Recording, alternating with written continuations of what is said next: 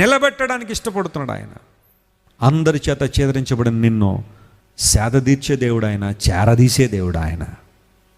యోసేపును అన్నలందరూ అదిమి పెట్టి గోతులో పడేశారు, కానీ యోసేపు సదాకాలం ఆ గోతులో ఉండలేదు కదా. యోసేపును అందరూ తీసుకెళ్ళి గోతులో పెట్టేసి ఇదే నీకు సరైన స్థలం, ఈ స్థలమే నీకు కావలసిందని అన్నలు తీసుకెళ్ళి గోతులో పడేశారు. కానీ దేవుడు సరాసరి యోసేపుని తీసుకుని వెళ్ళి సింహాసనం మీద కూర్చొని పెట్టాడు. ఈరోజు నువ్వు ఏ సిచ్యువేషన్లో అయితే ఉన్నాయో ఆ సిచ్యువేషన్ పర్మనెంట్ కాదు. నువ్వు ఎదుర్కొంటున్న ఈ శ్రమ, ఈ బాధ, ఈ కష్టము, ఈ చీకటి, ఈ అంధకార సమయము శాశ్వతం కాదు. ప్రియ దేవుని బిడ్డ నమ్ము.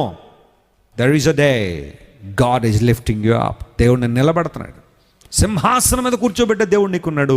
ఆయనను చేరదీసి సేదదీర్చి తన ప్రేమనంతా నీ మీద ఒలికించి నీకు దగ్గరగా, no matter what happens,